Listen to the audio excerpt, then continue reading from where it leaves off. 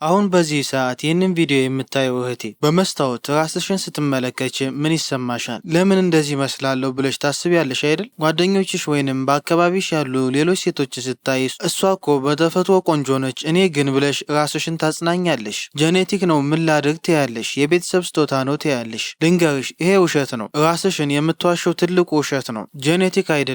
ታዲያ ምንድን ነው? ትጠይኝ ይሆናል ግን ችግሩ አንቺ ጋ ነው። አንቺ በየቀኑ የምደጋግሚያቸው ትንንሽ መጥፎ ልማዶች ናቸው። እነዚህ ልማዶች ቀስ በቀስ ተፈጥሯዊ ውበትሽን እየቀሙሽ ነው። የፊት ገጽታሽን እያበላሹት ነው። በራስ መተማመንሽን እየገደሉት ነው። አንቺ እንኳን ልብ አላልሽውም ይሆናል፣ ነገር ግን ሌሎች ሰዎች በደንብ ያዩታል። ስሚኝ፣ እኔም እንዳንቺ ነበርኩ።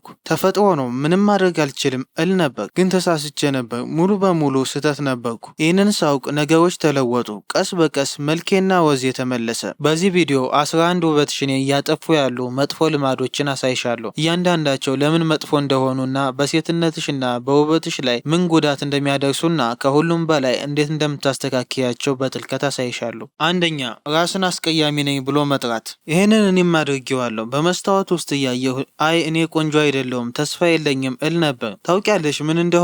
የበለጠ መጥፎ መምሰል ጀመርኩ። ይሄ አጋጣሚ አይደለም። ስሚኝ፣ አንጎልሽ የምትሆን ሁሉ ያምናል። በየቀኑ አስቀያሚ ነኝ ስትይ አንጎልሽ እሺ አስቀያሚ ከሆነ ለምን እለፋለሁ ይላል። ስለዚህ ራስሽን መንከባከብ ታቆሚያለሽ። ጥሩ ልብስ አትለብሽም፣ ለራስሽ አትጨነቂም፣ ቀና ብለሽ አትራመጅም። ከዚያ ሰዎች እንዴት ያዩሻል? በትክክል አንቺን እንዳልሽው ያዩሻል።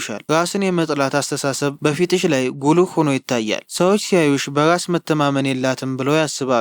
ማንም ሰው ራሱን የሚጠላ ሰው ጋር መሆን አይፈልግም። ስለዚህ መፍትሄው ምንድን ነው? ቀላል ነው። ከዛሬ ጀምሮ በየቀኑ ጠዋት ስትነሽ በመስታወት ውስጥ እያየሽ እንደዚህ በይ፣ ቆንጆ ነኝ ወይም እኔ ማራኪ ነኝ በይ። ይሄ ሞኝነት ነው ብለሽ ታስቢ ይሆናል። ተሳስተሻል። ሳይንስ ነው። ፖዘቲቭ አፊርሜሽን ይባላል። አንጎልሽ ቀስ በቀስ ማመን ይጀምራል። ስታምኚ ጸባይሽ ይለወጣል። ጸባይሽ ሲለወጥ ሰዎች አንቺን የሚያዩበት መንገድ ይለወጣል። ሁለተኛ፣ መጥፎ የሰውነት አቋም። አሁን ወንበር ላይ ተቀምጠሽ እያየሽኝ ያለሽ እህቴ ጀርባሽ እንዴት ነው? እንደ ሻኛ ኮረብታ ሆነሽ ነው የተቀመጥሽው። ትከሻሽ ወድቋል። አንገትሽ ወደፊት ወጥቷል። ስሚኝ፣ ምንም ያህል ቆንጆ ፊት ቢኖርሽ፣ ምንም ያህል ጥሩ ልብስ ብትለብሽ፣ ጀርባሽን አጉብጠሽ ስትራመጅ ማንም አያይሽም። ለምን? ምክንያቱም መጥፎ አቋም ኮንፊደንስ የለኝም ደካማ ነኝ የሚል መልእክት ይሰጣል። ቃላትን ሳትናገሪ ሰውነትሽ ይናገራል። ከዚህ ባለፈ ለአከርካሪ ጤና መጥፎ ነው። ትንፋሽም በትክክል መተንፈስ ያዳግታል። ካልተነፈሽ ኦክሲጅን አይገባም። ኦክሲጅን ካልገባ ቆዳሽ ይጠወልጋል፣ ፊትሽ ይደበዝዛል። አየሽ ሁሉም እንዴት እንደሚገናኝ። ግን ተፈጥሮዬ ነው ትያለሽ። ተፈጥሮ አይደለም ልምድ ነው። ለአመታት ስልክ እያየሽ አንገትሽን አጎንብሰሽ ስለተጠቀምሽ ነው። ደስ የሚለው ዜና ይህ ሊስተካከል ይችላል። ስለዚህ መፍትሄው ምንድን ነው? በመጀመሪያ አሁን ወዲያውኑ ቀና በይ። ትከሻሽን ወደ ኋላ ጎትሽ፣ ደረትሽን ወደፊት አውጭ፣ አገጭሽን ትንሽ ወደ ላይ አንሺ። ከዚያም በየቀኑ ወል አንግልስ አድርጊ። ግድግዳ ላይ ጀርባሽን አጣብቂ። እጆችሽን ወደ ላይ ወደ ታች አድርጊ፣ ልክ እንደ ክንፍ። ይህንን 10 ጊዜ አድርጊው። ይሄ ጀርባሽን ያስተካክላል። ሌላው ስልክ ስታይ ከማጎንበስ ይልቅ ስልኩን ወደፊትሽ አንሺ። ይህ ቀላል ለውጥ ትልቅ ልዩነት ይፈጥራል። ቀና ብለሽ ስትራመጅ ወዲያውኑ 5 ሴንቲሜትር ረዥም፣ 10 ኪሎ ቀጭን እና 100% የበለጠ ኮንፊደንት ትመስያለሽ። ሶስተኛ፣ መሰረታዊ የግል ንጽህናን አለመጠበቅ። ለማመን የሚያስቸግር ቢሆንም ብዙ ሰው ያደርገዋል። ልንገርሽ፣ ይህንን ቪዲዮ የምታይ እህታችን አለች፣ ዛሬ ጠዋት ጥርሷን ያልቦረሸች። ውድ እህቴ ስሚኝ በጥሞና። ምንም ያህል ቆንጆ ብትሆኚ፣ ምንም ያህል ውድ ልብስ ብትለብሽ፣ አፍሽ ከሸተተ አብቅቶልሻል። ማንም ሰው በደቂቃ ነው የሚሸሽሽ። ሰው ወደ አንቺ ሲመጣ ጠረንሽን አሽትቶ ወደ ኋላ ቢል ያኔ ነው እድልሽ የሄደው። ሰዎች የቆሸሸ ጥፍር ሲያዩ ወዲያውኑ ይቺ ልጅ ራሷን አትንከባከብም የሚል ማህተም ይለጥፉብሻል። ግን ዘመዶቼ አይነግሩኝም ትያለሽ። ዘመድ አይነግርሽም፣ ምክንያቱም ያሳፍራል። ጓደኞችሽ አይነግሩሽም፣ ምክንያቱም ያሳፍራቸዋል። ስለዚህ ዝም ብለው ከሩቅ ያሙሻል። አንቺ ምንም አትጠረጠሪም፣ ግን ሁሉም ያውቃል። ስለዚህ መፍትሄው ምንድን ነው? ይህንን በየቀኑ አድርጊ። አንደኛ፣ በየቀኑ ገላሽን ታጠቢ።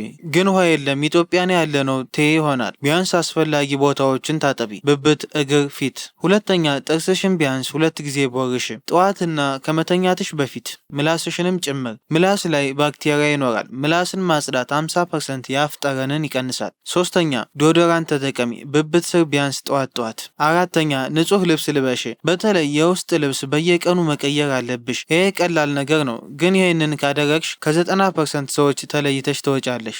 አራተኛ፣ ሁል ጊዜ ቤት መዋል። ቆዳሽ ቢጫ ወይንም ግራጫ ሆኗል። አይንሽ ስር እየተቆረ ነው። ድካም ይሰማሻል፣ ግን ምንም አልሰራሽም። ሰውነትሽ የፀሐይ ብርሃን ይፈልጋል ቫይታሚን ዲ ለማግኘት። ቫይታሚን ዲ ከሌለ ምን ይከሰታል? አጥንት ይዳከማል፣ ቆዳ ይደበዘዛል፣ ስሜት ይረበሻል፣ ዲፕሬሽን ያመጣል፣ እንቅልፍ ይበላሻል፣ ሰውነት ይደክማል። ከዚህ ባለፈ ሁል ጊዜ ቤት ውስጥ ስትቀመጪ ፍሬሽ ኤር አታገኝም። ኦክሲጅን ይቀንሳል፣ አንጎል በአግባቡ አይሰራም፣ ፊትሽ ይደበዝዛል፣ አይንሽ ጥራቱን ያጣል። ስለዚህ መፍትሄው ይሄ ነው። በየቀኑ ጠዋት ስትነሽ ከማንኛውም ነገር በፊት ስልክሽን አትንኪ። ለ10 ደቂቃ ብቻ ፀሐይ ሞቂ። ይህንን ለአንድ ሳምንት ሞክሪ። ከዚያ ልዩነቱን ልትነግሪኝ ትመለሻለሽ። ቆዳሽ ይሞቃል፣ ስሜትሽ ይሻሻላል፣ ጉልበት ይሰማሻል። ይሄ ነፃ መድኃኒት ነው፣ ተጠቀሚበት።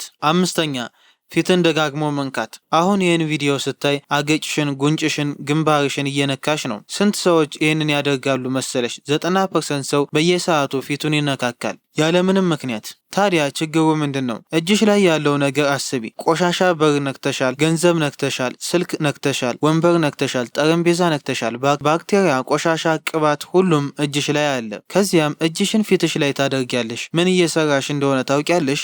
ብጉር የሚፈጠረው ባክቴሪያ በቆዳሽ ቀዳዳ ውስጥ ሲገባ ነው። አንቺ ደግሞ በየደቂቃው ፊትሽን እየነካካሽ ባክቴሪያ ታቀበያለሽ። ብጉር ብቻ አይደለም፣ ብጉር ከዳነ በኋላ ጠባሳ ይተዋል። ያ ጠባሳ ለዓመታት ይቆያል፣ አንዳንዴም ለዘላለም። ስለዚህ ዛሬ ያደረግሽው ስህተት ከ10 ዓመት በኋላ ፊትሽ ላይ ይታያል። ስለዚህ መፍትሄው ምንድን ነው? ቀላል ነው። ፊትሽን አትንኪ።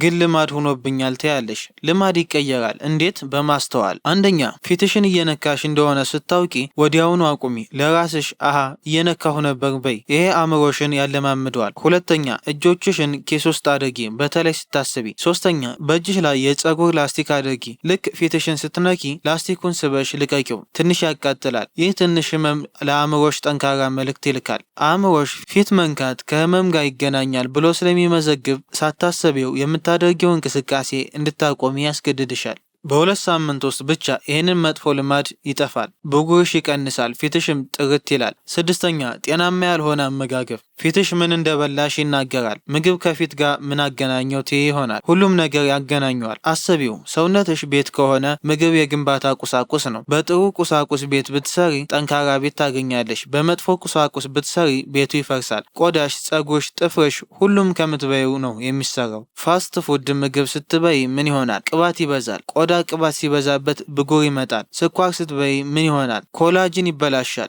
ቆዳሽ ያረጀ ይመስላል። ቺፕስ፣ ብስኩት፣ ኬክ፣ ለስላሳ እነዚህ ሁሉ ቆዳሽን እያጠቁት ነው። ከዚያ ባለፈ ጤናማ ያልሆነ ምግብ ጉልበት ያሳጣል። ድካም ይሰማሻል። አይንሽ ስር ይጠቁራል። ፊትሽ ያብጣል። ውሃ ይይዛል። ግን ፋስት ፉድ ጣፋጭ ነው ትያለሽ። አዎ ጣፋጭ ነው፣ ግን ዋጋ አለው። ያ ዋጋ ፊትሽ ላይ ይከፈላል። ስለዚህ መፍትሄው ምንድን ነው? 100% ጤናማ የሆነ ምግብ ብዬ አልልም። ያ ከባድ ነው፣ ሰስቴኔብልም አይደለም። ይልቁንስ 80-20 ሩል ተጠቀሚ። 80% ጤናማ ምግብ ብይ፣ አትክልት፣ ፍራፍሬ፣ ስጋ፣ እንቁላል፣ ጥራጥሬ። 20% ብቻ የፈለግሽውን ብይ። ፒዛ ትፈልጊያለሽ? 20% ውስጥ አካቸው። ኬክ ትፈልጊያለሽ? 20% ውስጥ አካቸው። ሰባተኛ፣ የእንቅልፍ ሰዓት ማዛባት።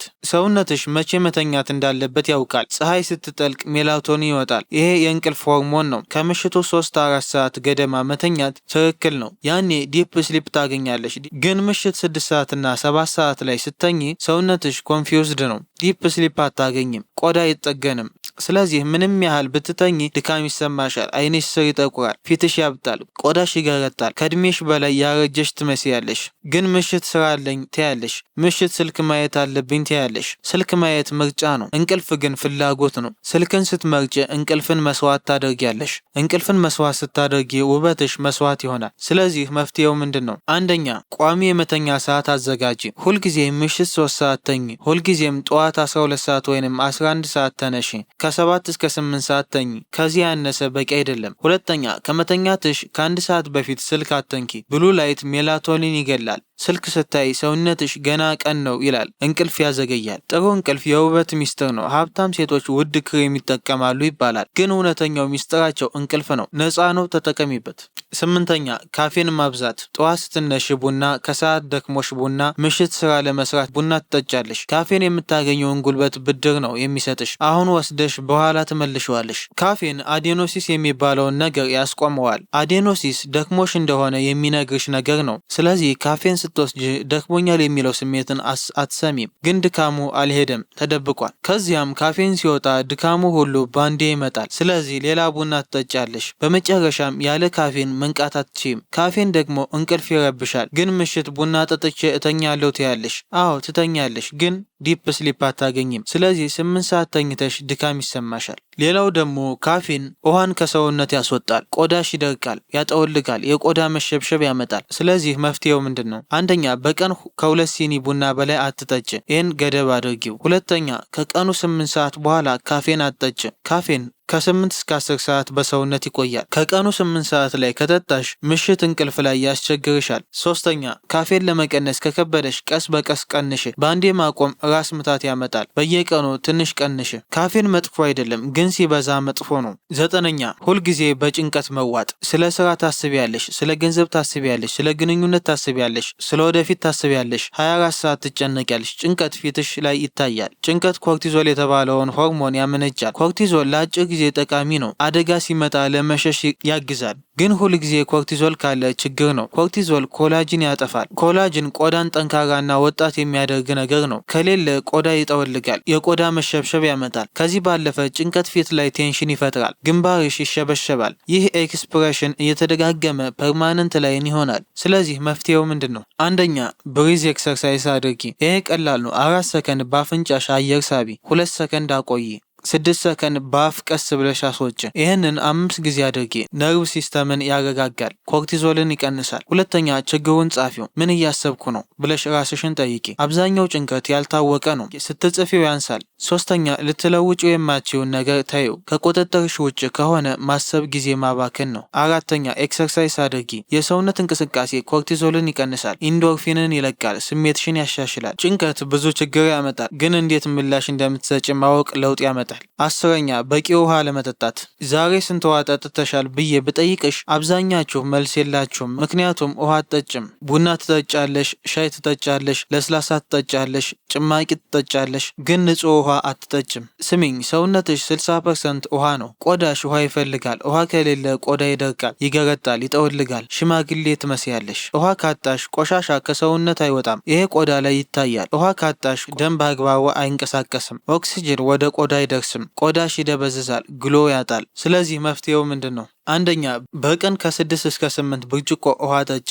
ይሄ ከ2 እስከ 3 ሊትር ማለት ነው። ሁለተኛ ጠዋት ስትነሽ በመጀመሪያ ውሃ ጠጭ።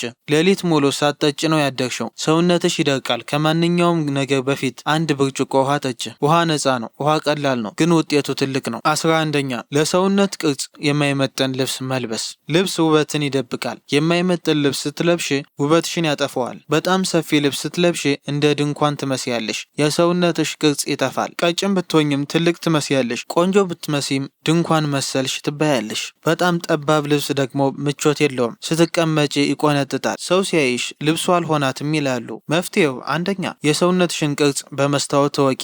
ሁለተኛ ለቅርጽሽ የሚመጥን ልብስ ምረጭ። ሶስተኛ ፊትሽን የሚያጎላ ቀለም ምረጭ።